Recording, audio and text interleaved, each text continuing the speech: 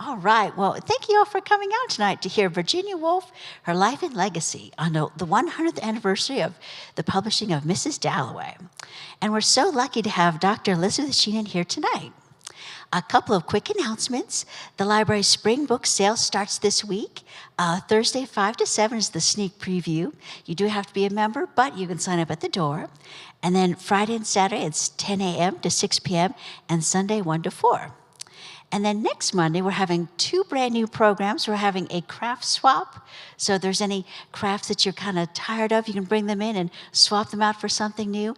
And it will also be the debut of What's the Stitch? One of our very talented staff members is going to be giving tips to help with your stitching projects. So come and check that out next Monday from 5 to 7. So Dr. Elizabeth Sheehan is an associate professor in the Department of English at The Ohio State University. Lily Sheehan's research and teaching interests are in the late 19th century and 20th century American and British literatures, visual and material culture, fashion theory, periodical studies, effects studies, studies of race and ethnicity, and feminist theory.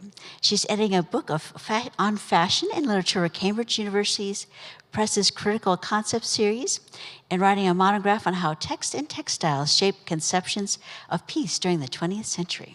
So let's please give a warm welcome to Lily Sheehan.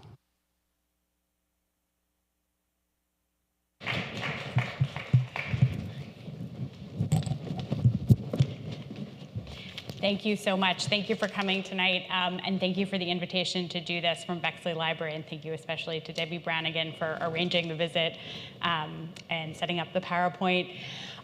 So yeah, it is a great honor to be able to speak about Mrs. Dalloway on its 100th anniversary. I understand also that the Bexley Library had a book group that talked about Mrs. Dalloway, and either perhaps you in the audience have been part of that, or maybe folks online. And I'm not sure if folks online can they submit questions during this or no? Okay. Wonderful, good.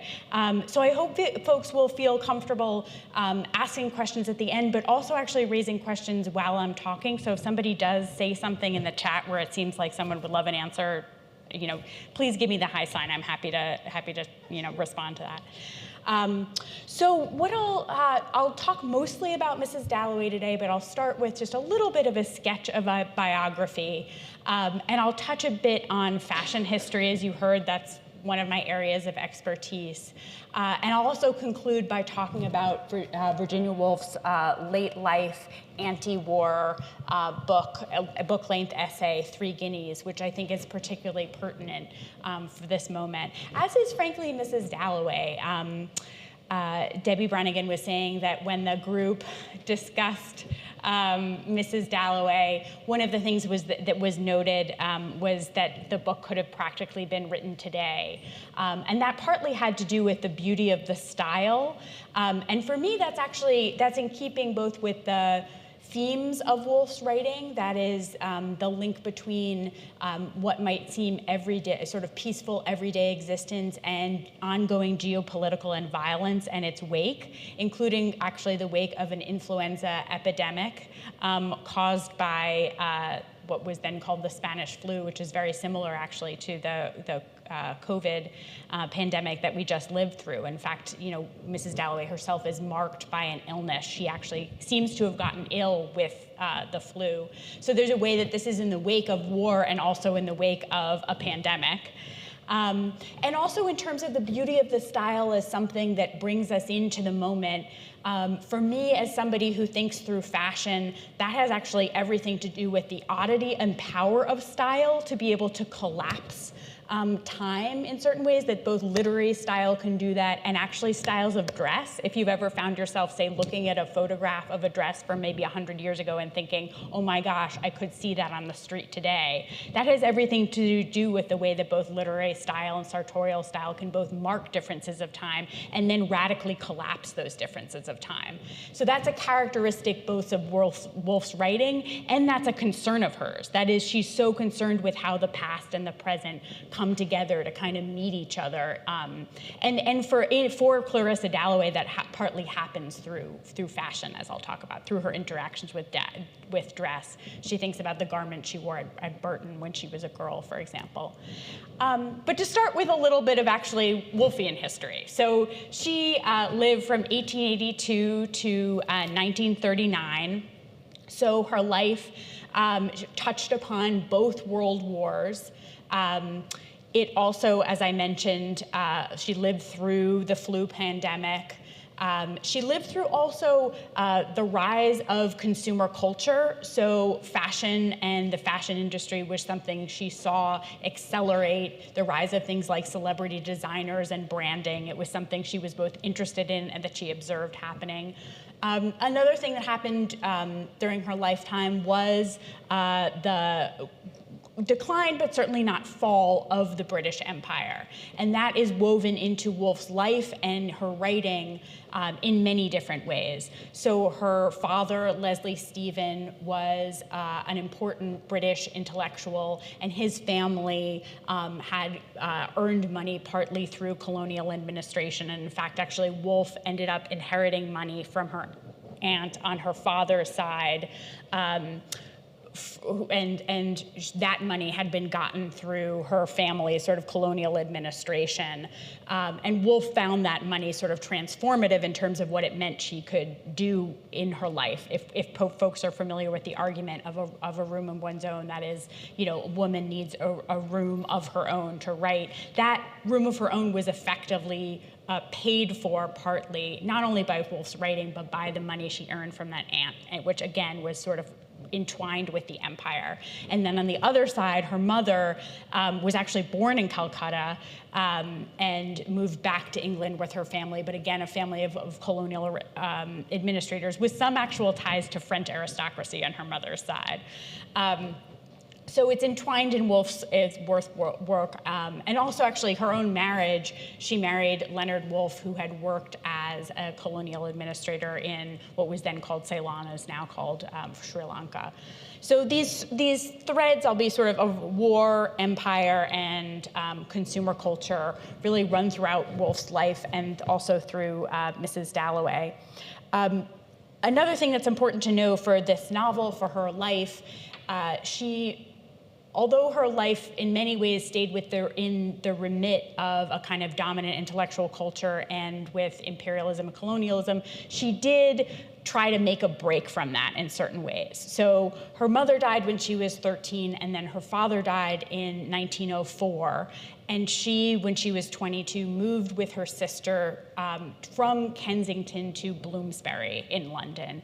And that really did signal a break with the kind of older, more traditional Victorian culture in which she'd grown up to this more bohemian milieu of Bloomsbury, which, as I was just talking to a member of the audience, is near the British Library. And at the time she moved to it, it really would have been outside what would have been considered kind of acceptable for the social set that she grew up in. But she made the move with Vanessa, set up house, run by she and her sister, which would have been a somewhat unusual thing in that day and time. So she made the move, and a lot of the people she ended up associating with were, left-leaning intellectuals. And the break with the Victorian was in many different levels. That is a break from or a critique of the British Empire, also a critique of British ways of organizing or traditional ways of organizing the home in terms of monogamy. So she herself did get married, but famously the Bloomsbury group is said to be groups that lived in squares and loved in triangles, which is a little bit trite. But the idea is it was a kind of a group of folks who were trying to live more experimentally. And this is also important in terms of war. That was not only a question of lifestyle in the sort of superficial sense. That is, especially in terms of World War I, that had everything to do with the state coming down hard in terms of oppressing both same-sex marriage, especially between men, and conscientious objectors. so that the group that she was a part of, the Bloomsbury group, was really dedicated to avant-garde art, living differently in terms of who you could love, whom you could associate with, what kinds of things you could write about, and then also what kinds of expression you could have in terms of war. And that is, there were members of the Bloomsbury group who during World War I were objected publicly to the war, which was an incredibly brave thing to do. The state, the British government really cracked down on protesters at that time. And so community was a key way for the Bloomsbury group to kind of protect itself and to protect its members. And I want to just show you a little bit of what was, to give you a kind of image of a contrast between dominant British patriotic images at that time and what the Bloomsbury group was doing. We have on the right side of the screen 2 images that are associated with the oppression of conscientious objectors, and also the demand that women at that time spend their money and dress in certain ways that express their patriotism. So on the right, we have an image of a conscientious objector who's been arrested and been forced to join the army. And it's through, not coincidentally, the rhetoric of dress. That is, he has to put his feet in army dress. Army boots, rather, at that time. And then these were just examples of posters that would have been posted publicly, because the idea was that saving at that time to, for example, invest in war bonds or spend your money on something that would in some way be seen to support the war effort was seen as a key thing to do at that moment. Well, what the Bloomsbury group, Woolf and her close associates, were doing at that time was quite different. They were doing some work that could be seen as sort of national importance, because to avoid being arrested, they had to, for example, work on farms and get the approval of the state to technically say that they were doing things that weren't against the war effort, at least. But they were also spending their time founding this quite avant-garde artistic workshop called the Omega Workshop. It was actually founded it was founded before World War I, but as World War I launched, it sort of changed its operation to be even more explicitly to support pacifists, to support refugees from Belgium, to support Quaker anti-war efforts. But instead of overtly patriotic, either messages or garments, they were designing what would then have been really, really out there clothing. And you see here a picture of 2 different models. They were also actually women who worked in the workshop, modeling these kinds of really colorful clothing that were then actually sold to some of the leading pacifists of the day. So Adeline Morel, for example, was a famous aristocrat who was actually anti-war, and so was the folks she was associated with, and she had her country home, Garsington Manor, set up as a kind of place that conscientious objectors to come to. And if you went to a party at her home, you might see a bathing suit designed by the Omega Workshops at this time. So it was really so garments and dress were ways of investing in community and supporting a community that was trying to oppose war in this way. So I set this up because it's a way of helping us take a kind of sharper look at the work of clothing in Mrs. Dalloway. And Mrs. Dalloway, in many ways, can seem like a novel that is just about fairly trivial events of the everyday. That is about a woman who's thinking about a party, who gives a party, and we follow her through the course of her day as she first is thinking about buying flowers, then buys flowers, and ends up throwing the party. And in the meanwhile, she intersects with a bunch of other folks who are seemingly just going about their day, including Septimus Smith, who, however, has, of course, a more cataclysmic plot to his life. He's a former soldier suffering from what we would now likely classify as PTSD, and he commits suicide.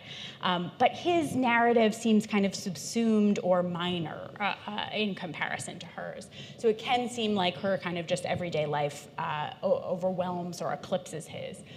But she's really trying to think, as she says in this quote, about life and death, sanity and insanity, to think about the connection both between kind of war, the life of war, the impact of war, and that of a society woman.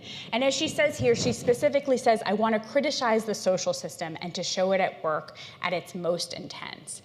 And what I understand the novel to be doing partly is to be thinking about how a kind of deep love for life, an enthusiasm for being with other people, for sharing joy, ends up being turned in such a way that it's at best ambivalent, and in the end, ultimately part of the violent system that ends up grinding along and serving empire.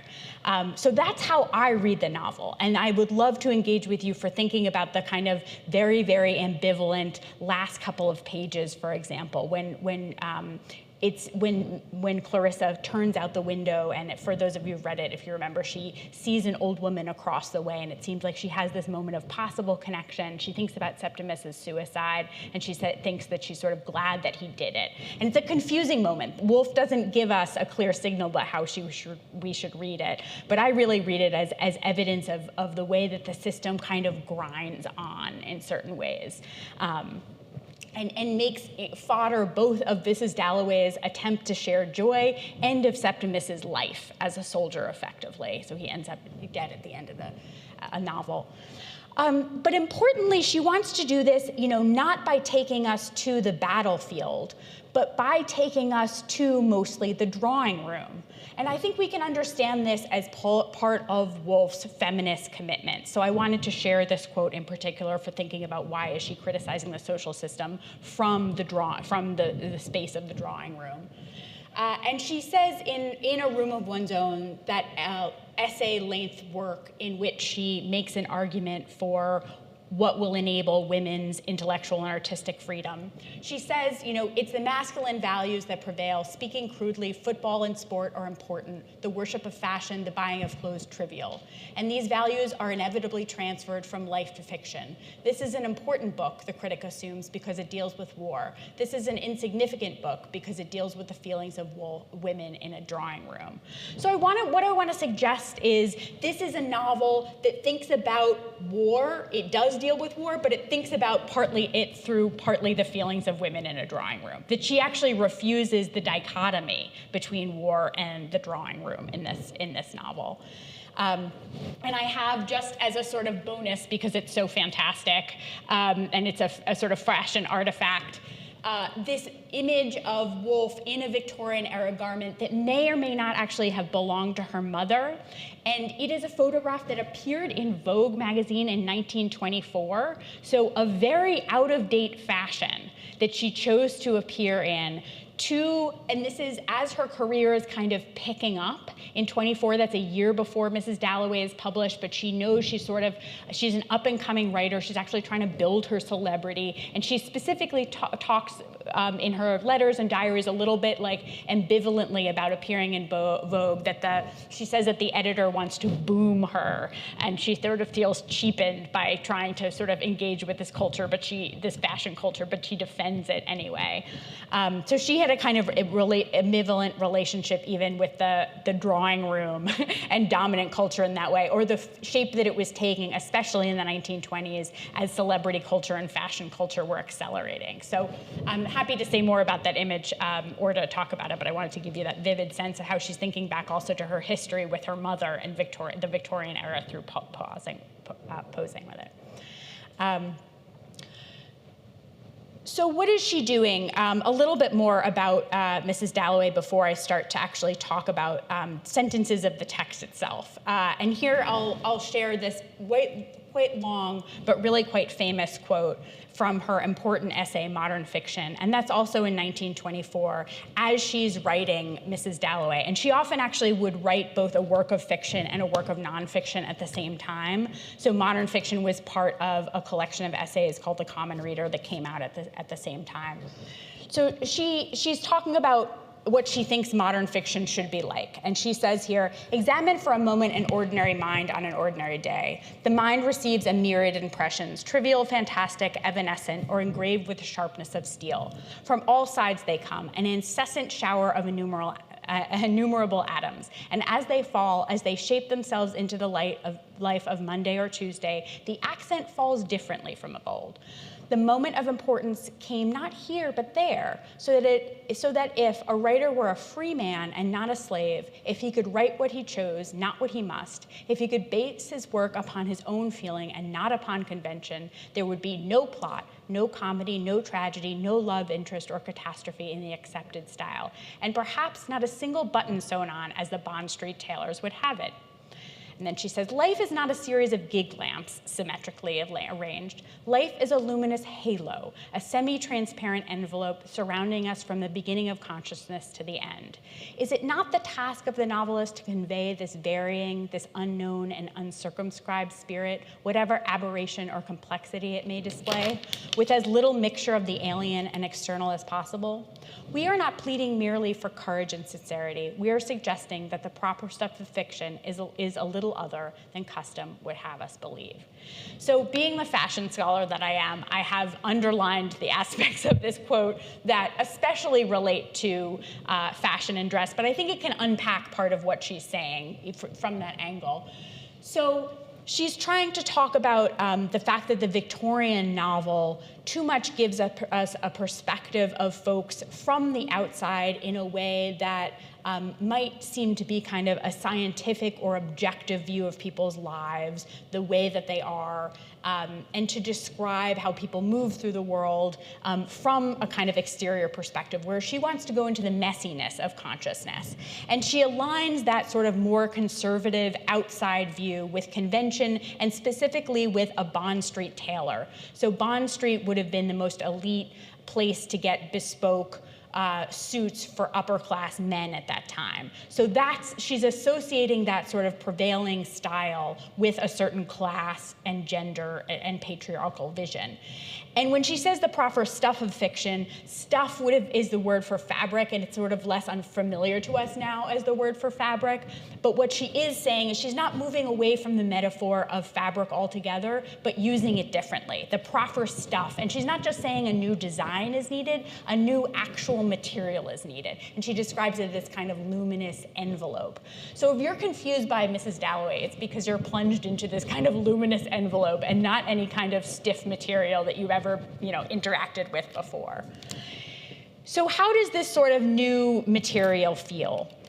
Well, it does sure enough feel like being plunged into consciousness, but not in a way that even could be strictly said to be just stream of consciousness. That is, if stream of consciousness were as if you were just getting someone's thoughts in their head all of the time, that itself would be quite confusing. But in a sense, Mrs. Dalloway's use of both free and direct discourse, a time stream of consciousness, and then sometimes even a sort of third-person narrative voice is even more confusing than that. And this variation is really captured in just the first couple of sentences. That is, the first sentence is, right, Mrs. Dalloway said she would buy the flowers herself, and it's unclear who's speaking here, right? That is it a sort of a third-person observer? Is it all focalized from Mrs. Dalloway's perspective? Certainly we get her words, but interestingly, it's indirectly. So that is, it doesn't have quotation marks to give us any kind of clear delineation between the perspective of the narrator and the perspective of the character. And then things get even more confusing in the next sentence. For Lucy had her work cut out for her. Again, we could think for a moment that's a narrator, but no, we get a couple sentences later and we see it's thought Clarissa Dalloway. We have a sense that it's from her perspective. And then the next paragraph, we get what a lark, what a plunge, and sure enough, it plunges us into her consciousness, not only her contemporary consciousness, but somehow she's a girl of 18 within a couple of sentences. And we've not only moved from this day when Rumpelmeyer's men are coming, this fresh morning, but sure enough, she's not only thinking of her children on the beach, she is herself that child. And not only that, it kind of mixes what might be the thoughts in her head with what might be images that is, we're not sure that actually she's thinking, oh, when I burst open the French doors. Maybe it's that she's imagining or remembering the burst French doors. So it's as if we're getting the vision itself too, but rendered, into the narrative style. And then we get a couple of sort of quotes from Peter Walsh, thinking music among the vegetables. She's remembering interacting with this character whom we meet as a man. She's thinking of him as a young man here. We meet him later as a middle-aged man. So, if we get nothing else from this, should partly be the sort of the lack of objectivity, the sense that no perspective is secure, that everything is ultimately subjective, including characters' views of each other. And to underscore that, we have this last paragraph where we get Scrope Purvis, this man who, again, disappears out of the text quite confusingly after this, looking at Clarissa and thinking he knows her and reducing her to be a jay. Just sort of a bird, she thinks of him. So if that's a clue, and as he says, he thinks knowing her, that he knows her as one does know people who live next door to one in Westminster. In a sense, the novel that follows is proof that one does not necessarily know one's neighbors very well in Westminster, right? He reduces her to this image of the bird, but what we get in the novel is so much more about her and from her. So we get the sense of this kind of imperfection of perspective and unknowability. And the sort of problem of categorizing folks. And one way we can think of Septimus's tragedy is that he does get categorized. That is, he gets diagnosed as having a certain thing, as needing proportion, as having his narrative supposedly understood after a short interview with a doctor, and then his fate sealed by that. So we get this kind of resistance to clarifying this incredible complexity, to refusing this subjectivity and reducing it to objectivity, and it literally is a life and death thing, Woolf suggests, right, through for example, the medical industry, the medical services. But at the same time, Woolf doesn't just endorse that it's better if, for example, we rest in ambiguity and we rest in subjectivity. That too, that susceptibility to mood is also shown to be able to support the system at work, to show how it works. And here's one paragraph that I think that follows this. The opening paragraphs. It's just a couple paragraphs later that suggest that. So Mrs. Dalloway is walking through London, and she's in the flower shop, and she's suddenly stopped because she hears a car backfiring, and everybody turns to that car.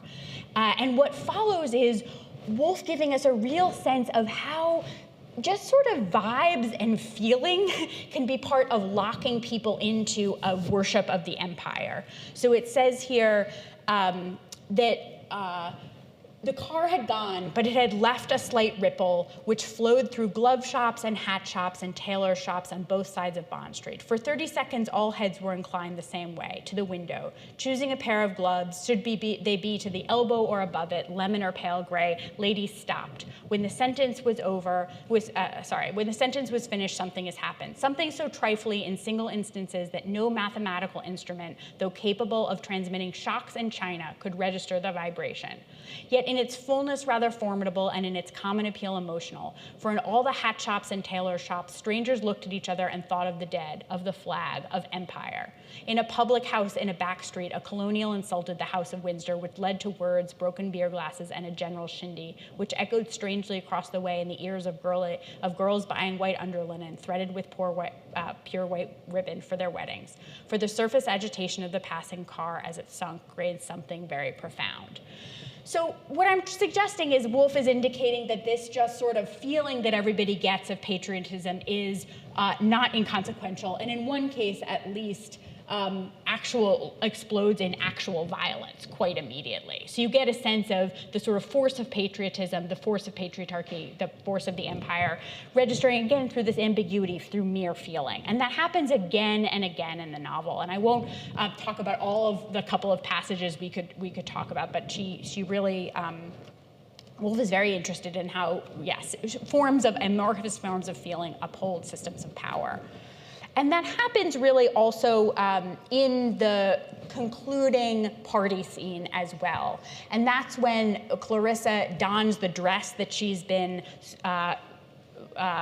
sort of fixing throughout the novel when she talks to Peter Walsh, or at different moments in the novel, throughout the day, I should say. And here is a moment of Peter Walsh looking at her and seeing that she's at her sort of the highlight of the party, which was when she gets to walk the prime minister across the stairs. So we're getting the world of empire, of war making, meeting the world of fashion and the world of feeling in this moment. And she effectively, from Peter Walsh's perspective, she's kind of giving the prime minister cover.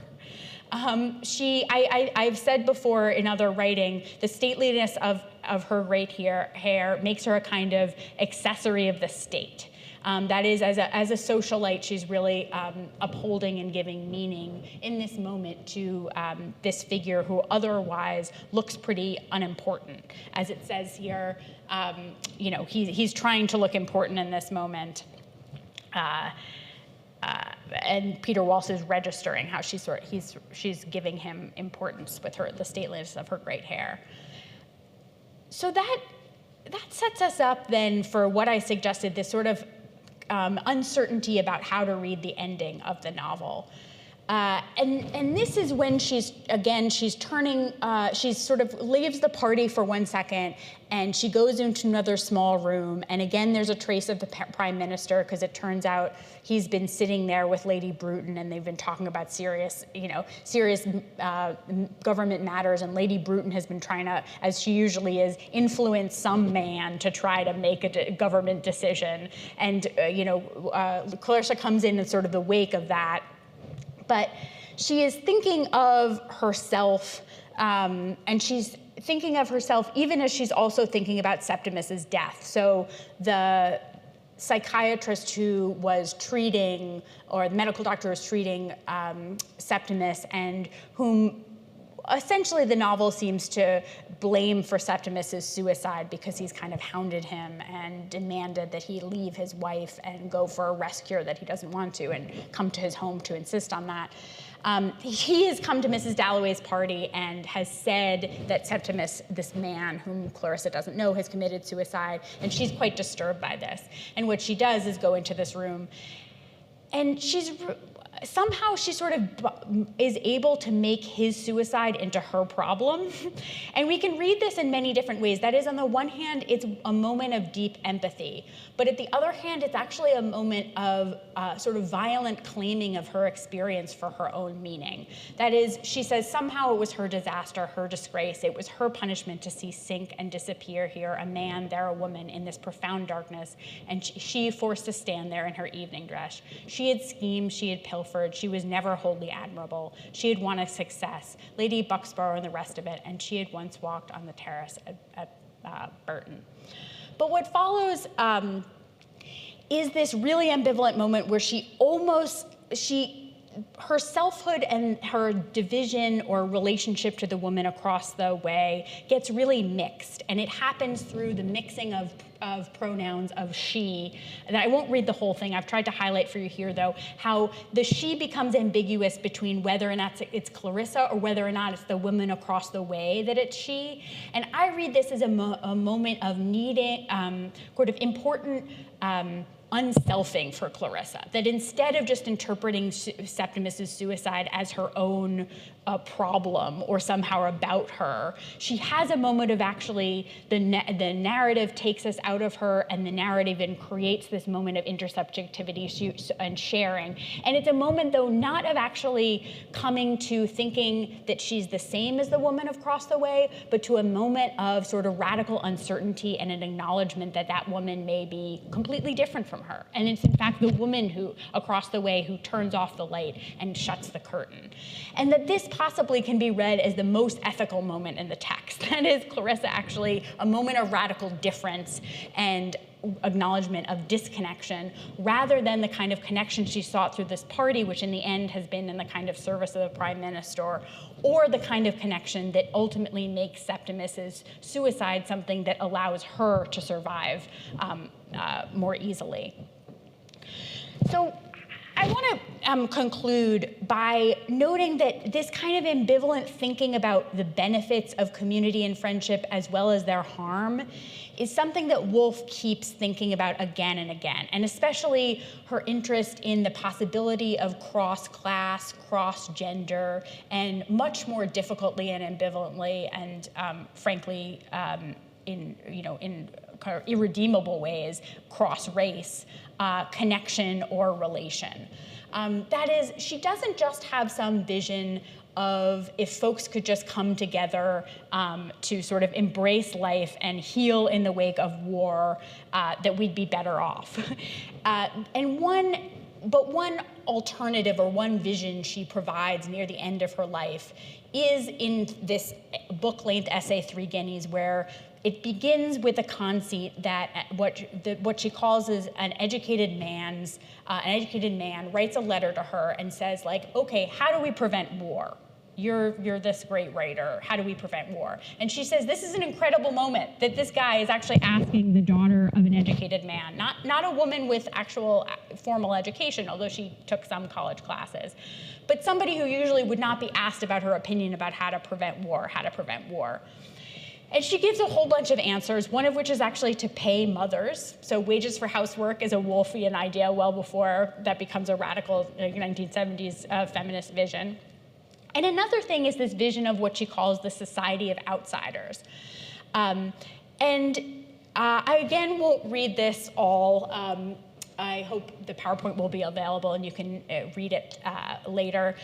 But she basically says that it's a society of folks who all have the same anti-war aim and roughly the same class, gender, and racial position. That is, they're probably middle class or upper middle class women. And one of the things they should do is be good enough at the professions that if they strike, that will matter. So she's very pro-union and pro-collective bargaining. Another, she says, is they shouldn't actually attempt to win any awards from any societies that ultimately uphold war making. And she says that once you've made enough money to survive, you shouldn't be selling your brain and your talent for anything that also serves war making. But it's a society of outsiders because she wants these folks to do that not in a way that announces that they're all in league together, but that does it secretly. And you will just be able to recognize from, say, traces in the newspaper of the presence of others who are operating in this sort of secret society of outsiders. And she gives the example, actually, of a mayor's wife who, in the build-up to war, refuses to darn a single sock in service of war. So all this woman refuses to do is very publicly refuses to just sort of like send socks off for the war effort. But she says, given our culture, given the level of repression that the state can enact against those who resist it, the best you really can do is the society of outsiders. And for me, this is like deeply, to conclude with a little bit of thinking about the contemporary, deeply important to the moment that our universities are in. So she specifically calls out Oxford and Cambridge as universities from which one should not take any honors because they're effectively too invested in the status quo as it is. And she's very suspicious of the link between both the church and universities and, as we've heard, war making in universities. So she really has a vision of a university as a place that fosters alternative thinking, alternative ways of living, alternative ways of associating with each other, that is really clearly against the status quo. But she also knows that that's not so easy to have happen. So she gives in 3 Guineas a sort of vision of the possibility of what the university should do. But she also backs off it because once she imagines it, she also imagines the face of a woman headmistress who's trying to raise money for a women's college, which basically, like, there had been hardly any, women's access to university. And she says that woman looks so tired as she starts to make her demands on what the university should look like. And for this, I think of the sort of tired administrators, frankly, at OSU who have, these radical demands by faculty facing them, and the reality of having to keep, like, the ship the ship running. So I think this vision of an alternative university and tensions around what a university should do, especially once it is invested in ways of war making in the military and what direction it might go to, is one that Woolf is incredibly contemporary for us. It helps us think about in contemporary ways. But her vision of the university, she says, it should teach the arts of human intercourse, the art of understanding other people's lives and minds, and the little arts of talk, of dress, of cookery that are allied with them.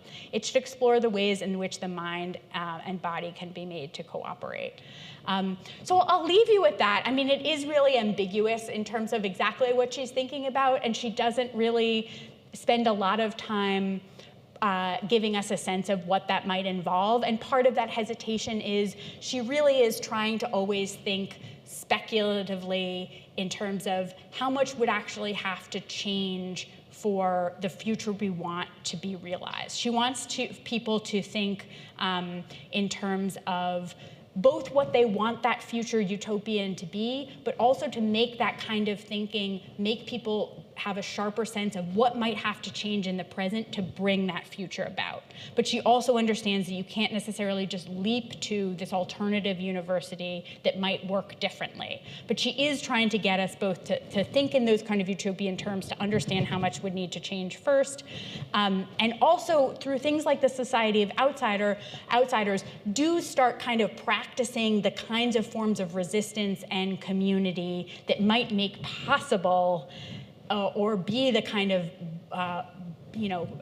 foundation on which those alternative ways of being and relating might actually be built, should that day come when the university is no longer the kind of upholder of the status quo, no longer has, a police force on campus, no longer is deeply invested in war making, and can be so threatened then, for example, with the removal of funds by an administration that intends to attack it, that it can be in a kind of actual alternative space.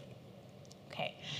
So I'll stop there with this kind of vision of the university and see, if folks have any questions about or comments about Mrs. Dalloway. I'm curious, for those who've read it, if my pretty strong, maybe pessimistic reading, especially of Mrs. Dalloway, resonates with what you found in it, or if you find her character a little bit more hopeful.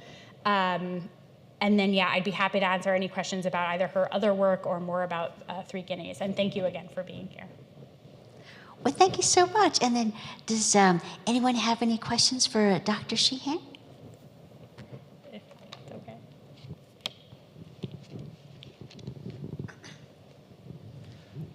I had a question about your reference to fashion. Yeah. First, my impression, when I think of Virginia Woolf, I think of that pretty dowdy woman in a dress that in 1924 looked like it might be close to 50 years old. Right. So she doesn't strike me as being fashionable at all. Right. But she seemed to be in a milieu that had radical fashion design. So did Virginia Woolf have a philosophy or philosophy of fashion? What was her connection to it? What did she try to do? How did she perhaps promote through her literature a fashion or an aesthetic? Thank you for that question. And I feel like in it are a number of different questions, because I think she has a philosophy of fashion, but that's not necessarily about what she actually wears. So I think on the one hand, in terms of what she wears, you're right, she was not very fashionable. She was mostly deeply anxious about fashion. But I think that's what drove her interest partly. Those things she felt ambivalent about were some of the things that she thought the hardest about. So she was excited actually around the time that she was going to be in Vogue magazine, that the editor of Vogue took her on, actually the editor of Vogue's partner, who also worked for Vogue, took her on a shopping trip and got her a designer outfit.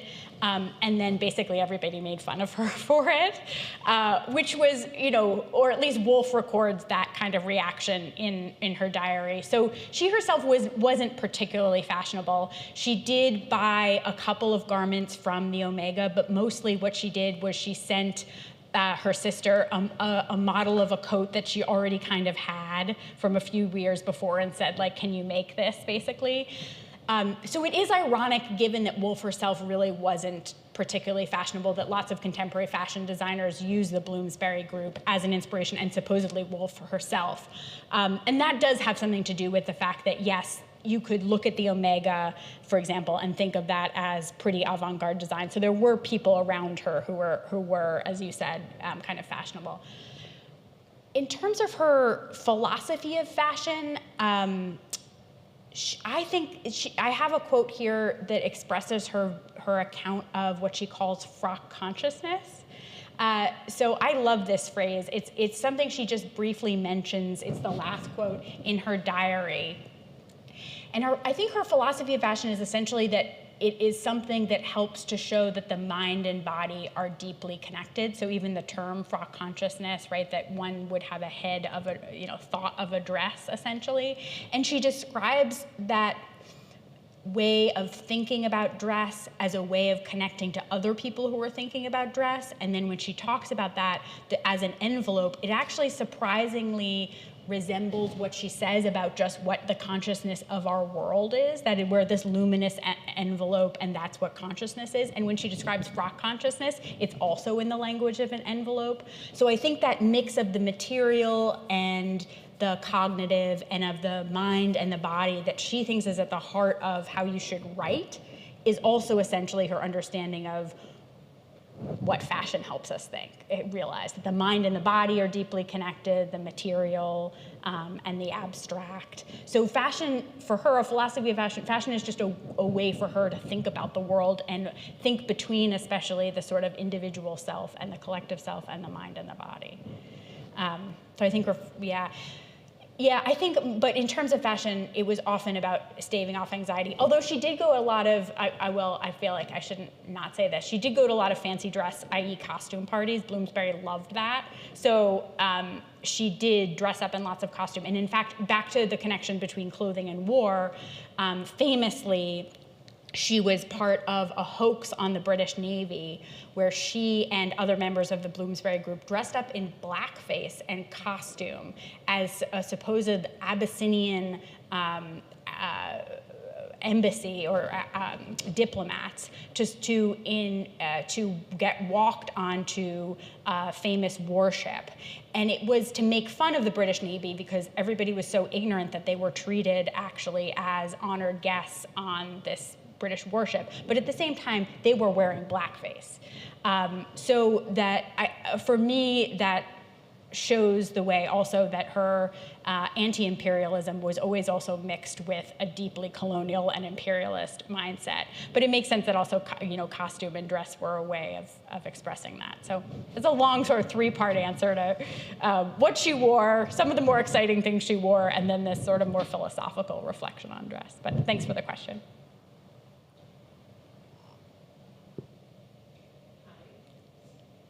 Thanks for being here. One comment about the photograph that we were just talking about. It's interesting that you're saying mind and body in the Victorian, because I looked at that photograph and was really thinking about how she wasn't looking at the camera. She was looking away, and I thought it was really emphasizing how she was thinking more than what she was wearing, and trying not to actually do the conventional thing of, right, especially as a celebrity, in the making, to look at her audience, but to look away. And so that's just sort of a comment about that. The other thing I wondered is, because we're in a library and you were talking about what she thought about universities, libraries have some similar purposes, which is to provide a lot of information about different areas. And I will say, as a fun fact, I think this is correct, that the most popular part of this library is our cooking book section. It's very heavily used and is in a prominent place. And that this library and many libraries have always had a combination of literature and then a lot of other areas of people's interests. And I'm just wondering whether, this is something I don't know about Woolf, whether there were within the Bloomsbury group or anybody talking about circulating libraries, because I don't think public libraries were yet in quite the same way in England, but what she thought that something like a library might contribute also to some of the training that she thought was important to the future. So. Yeah, that's a great question. And it is relevant that she got a lot of her education from her father's, importantly, private library, of course. That is, she talks about being given access to the run of the library. But she writes a lot about the British Library. Yeah, she does. And she writes a lot about observing folks, I think, and it's in a room of one's own, come in, and it's as if, I think she talks about them as like a collective brain. So she does, and she does celebrate it as a relatively democratic space. In ways that, say, universities were not. So she does have a sense of that. At the same time, I should remember, but I don't exactly what the admissions policies were in the British Library. I do know, how public they were. I do know when Karl Marx was writing Capital, you wouldn't be let in if you looked too derelict, and it was important. Peter Stalybros, this critic, has written about this, how Marx's physical coat was a critical thing for him to be able to get into the British Library to read and write the books he is. And they were quite impoverished, the Marxists at that time, and he was constantly pawning the coat.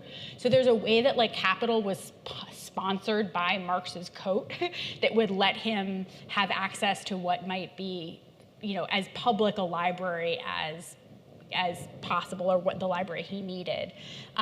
So the library as a classed and exclusive place was still a dynamic, but Woolf certainly does talk about it as being more open. And she also criticizes Oxford and Cambridge for chasing people off the lawn and not letting them into libraries. So she does write repeatedly about the levels of accessibility that were happening at different libraries. Yeah, so thanks, that's a really good question. And that's also, like, contemporary, I was sort of gesturing at the end, it got a little messy, but to like contemporary activists too often say, like, it's not gonna be our universities, it's gonna be our libraries that are the institutions that are gonna withstand a real fascist crackdown. So if you want to have access to thought, the abolitionist activist Miriam Kaba, for example, says, like, get on your, make sure that you're actually defending libraries as places and pushing against things like book bans. So that's absolutely in keeping with Woolf's thought, yeah. Hi, thanks for being here. Okay, I want to know, how was her work received during her time compared to how it is viewed today? Yeah, that's a great question. And it varies at the time of her career and then the place. So at first, her work was kind of made little impact, and then it circulated, especially within within a certain elite. And then in the 20s and then especially 30s, she did get a little bit more kind of public recognition, and especially her image was associated, though, all the time with a kind of like elite intellectual, very literary sense of achievement and image of the writer. So she was, known in the United States and could have been said to be a kind of like minor celebrity by the time of her death, such that there was like an article in the New York Times when she died. But it was always within a kind of a pretty elite sphere. And I would say now, I think she's absorbed enough into culture that while folks, I think, still probably mostly find her work in universities and often find her work pretty challenging, she herself is almost like a pop culture icon, I feel like, at this point. Like, you can find Virginia Woolf on socks, like I have, and a doll. yeah, I think there's a way that she crosses like the high and low divide a little bit more, for example, than she did before. But she was not nearly as famous, for sure, during her lifetime as she is now. Yeah.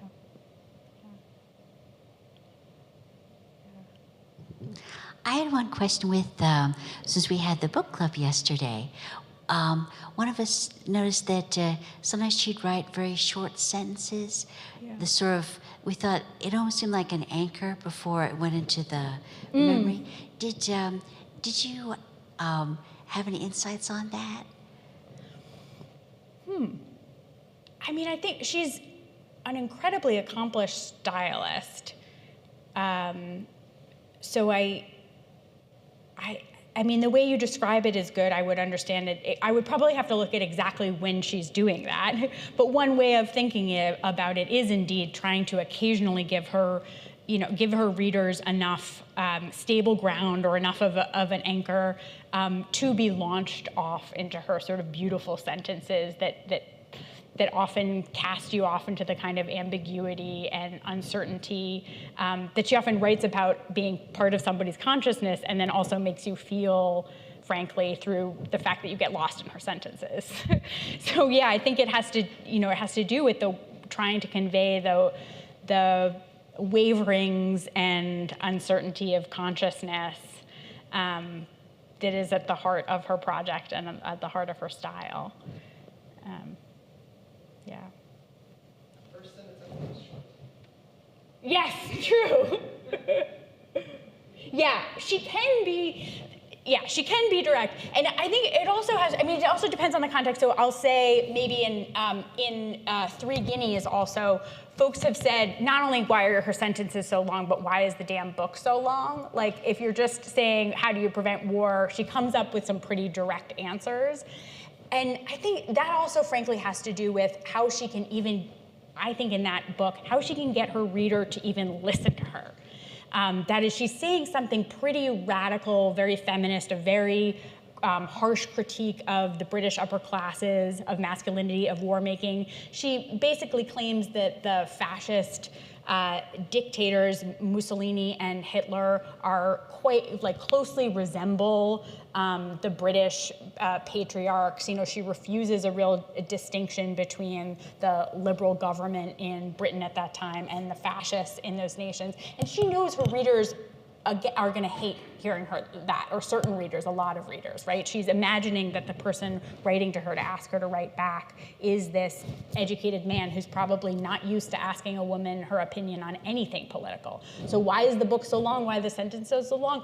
Partly because she's trying to negotiate the anger, the resistance, to work around what she imagines might be the kind of frustration, actually, of the reader that she's engaging. So that's not what's happening in Mrs. Dalloway, but I think she has different uses for long sentences, different uses for long text, different uses for indirection, but in that text, it's one of those things. And that's partly, she knows if she expresses anger very, very directly and reduces her message to what it ultimately can boil down to, that's probably actually not going to be able to bring her reader in and persuade her reader in the way, and have them drop their resistance in the way that she needs them to in Three Guineas to actually listen to what she's saying.